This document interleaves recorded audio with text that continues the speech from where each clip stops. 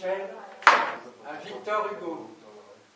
Monsieur, je ne sais ce que je vous dirai, mais je suis au désespoir, et il faut que je vous écrive pour souffrir moins.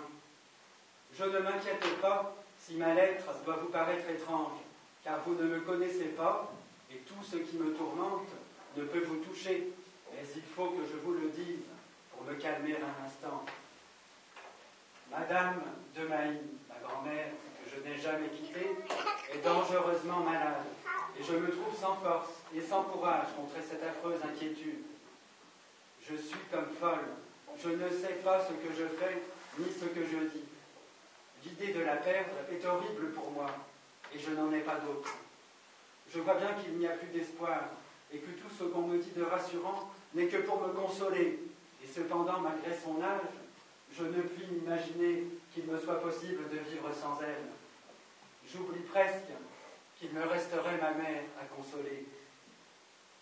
Depuis que je suis au monde, je n'ai jamais quitté mon aïeule. Elle a été ma seule institutrice. Nous ne vivions que l'une pour l'autre. Et maintenant, tout cela va finir.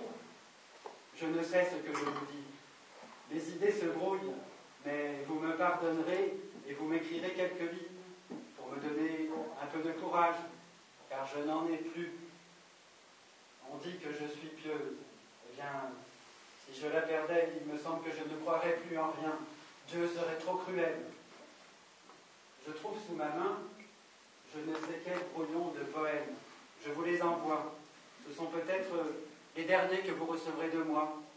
Si je la perdais, je ne ferais plus rien, ou bien cela me ferait mourir. Alors, frère, vous feriez quelques vers sur ma tombe. Adieu, pardon de cette lettre. Je suis folle de douleur, je ne sais que devenir, tout me semble mort. Écrivez-moi. Oui, Michel.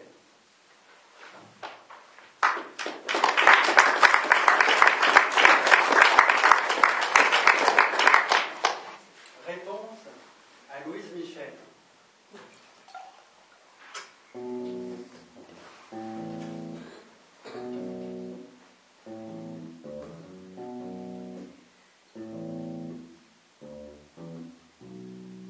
Yverdon, le 30 octobre 2012.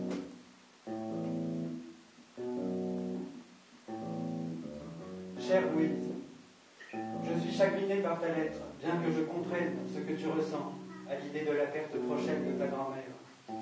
Il me paraît tellement normal de réagir de cette manière. J'ai juste envie de te dire que je suis là pour t'accompagner dans ce moment pénible et que tu peux compter sur moi. Je serai à tes côtés au moment venu, si tu le veux bien. La mort d'une personne si proche nous paraît toujours comme impensable et destructrice, au point de vouloir disparaître avec elle. J'aimerais te dire que je pense que ta grand-mère souhaiterait que tu continues à vivre après sa disparition. Ce serait une manière de lui rendre hommage, en vivant bien. Chaque aïeul imagine acquérir une certaine immortalité à travers sa propre descendance. Tu n'échapperas certainement pas à une période de deuil. Tu vas souffrir, mais j'ai envie de te dire que l'amour que nous avons pour nos proches est à ce prix. Il n'y a pas d'attachement sans douleur lors de la perte de la personne aimée. Mais n'est-ce pas un tel amour qui donne sens à notre vie? Un père, une grand-mère ou une mère meurent et nous nous sentons orphelins. Une partie de notre histoire et de notre passé disparaît avec eux. Nous gardons le souvenir d'eux en mémoire et ils restent vivants à travers nous et le récit que nous en faisons à nos propres descendants et notre entourage proche. Ne crois pas que je te parle d'un point de vue théorique. Je te parle de la place de celle qui a déjà accompagné sa mère et sa belle-mère lors de leurs derniers instants. Le décès de ma mère me faisait horreur. J'avais le sentiment qu'elle allait m'entraîner avec elle dans le néant. Je me sentais menacé de disparition et condamné à disparaître avec elle. Il me semblait que le néant nous happerait et nous ferait disparaître à jamais, comme si nous n'avions jamais existé. Le destin m'est apparu atroce à ce moment-là. Peu à peu, j'ai repensé à tout ce qu'il m'a été donné de vivre avec elle. Et je me suis senti reconnaissante au sort d'avoir eu cette mère à mes côtés. Peu à peu, j'ai retrouvé le bonheur d'avoir pu partager autant de bons moments avec elle. Il m'est alors arrivé de sourire en pensant à nos bêtises et nos manques. Nous avons juste été deux humains qui se sont croisés sur cette planète le temps du passage d'une comète dans le ciel. Depuis, je sais que chaque instant est précieux et que la seule chose qui compte est aimer. Seul, cela donne du sens à ma vie et m'attache aux autres avec tendresse. En penser avec toi, au-delà du temps et de l'espace qui nous séparent. Anne.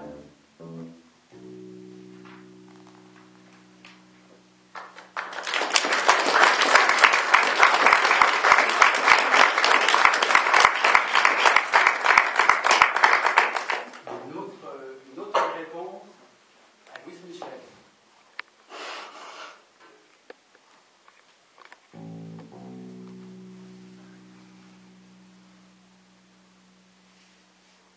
Madame, je ne sais ce que je pourrais vous dire, si ce n'est que je compatis à votre douleur. Si m'écrire vous aide, n'hésitez pas à m'informer de tout changement dans votre état d'esprit ou de santé. Je ne voudrais pas que vous attentiez à votre vie, pas dans un moment comme celui-ci. La relation que vous entretenez avec votre grand-mère est vraiment profonde, comme si elle était devenue une partie de vous et que vous vous sentiez mourir. Vous la sentez vous abandonner et la solitude qui s'installe vous rend folle. Il est dur de se séparer de quelqu'un d'aussi proche. Mais la vie des gens, que ce soit la vôtre, la mienne, ou celle d'un parfait inconnu, est faite d'abandon, de choses que nous laissons derrière, comme notre jeunesse. Votre grand-mère l'a laissée depuis bien des années, et elle sait que l'âge apporte le chagrin, car nous ne sommes plus que l'ombre de nous-mêmes.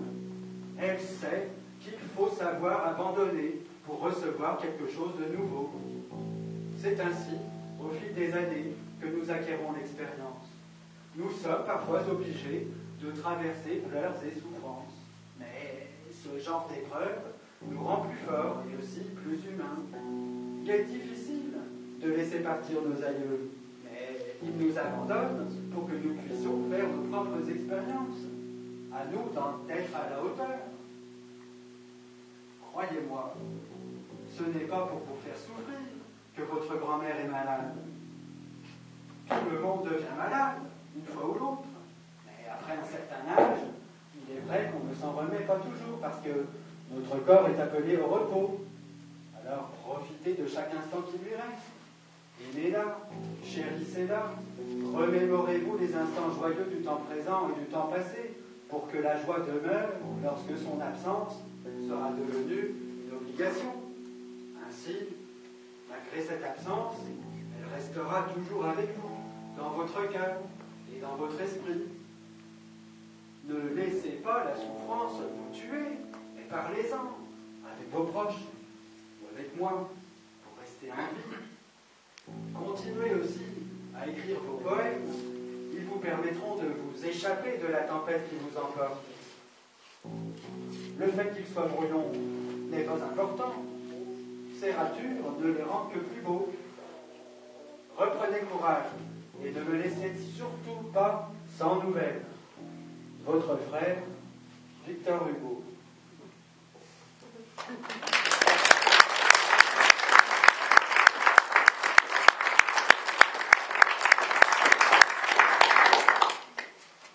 Une autre réponse à Louise Michel.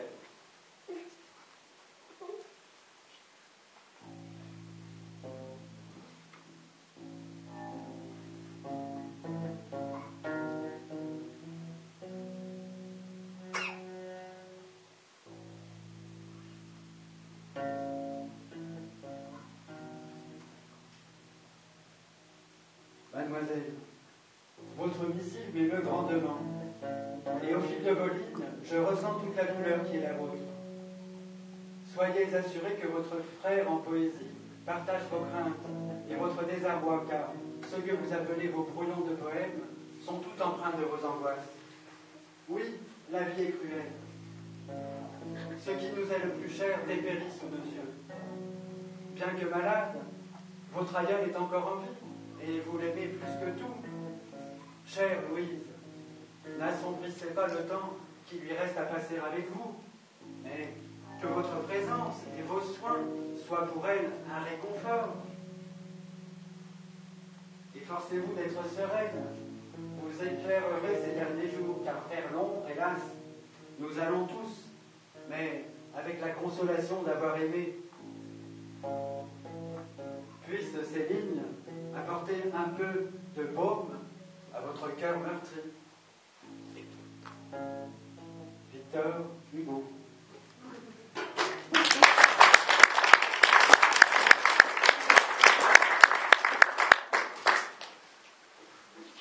Une autre réponse, oui, Michel.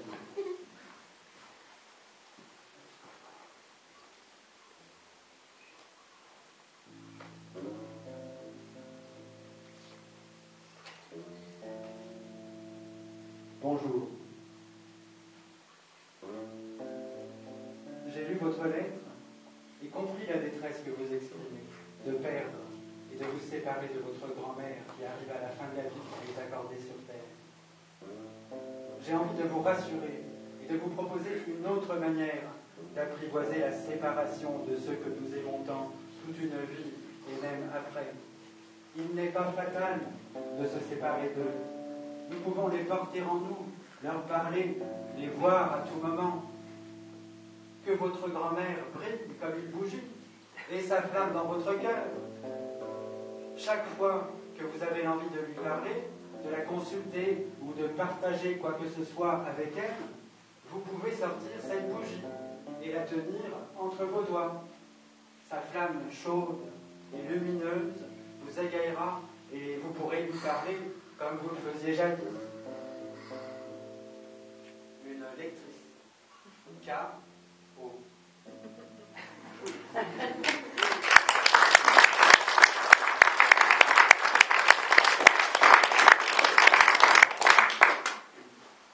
Une autre réponse à Louise Michel.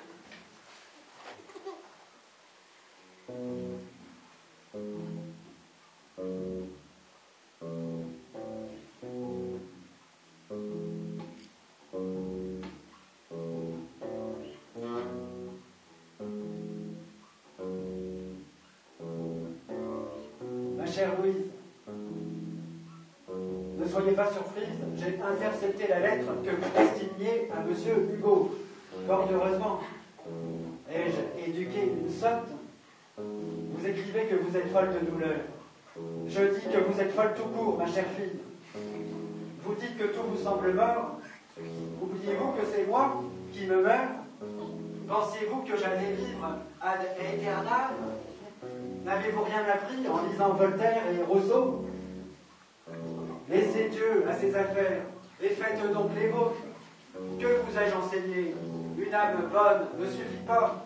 Il faut de la ferveur et de l'instruction. Luttez, défendez vos idées. Levez-vous face à l'oppression et combattez sans relâche. Ne vous laissez pas aller ainsi à de futiles et vaines considérations. Allez, mon enfant, et que la justice soit votre mesure. Votre aïeul, Louise Charlotte Desmailly, qui vous aime tendrement.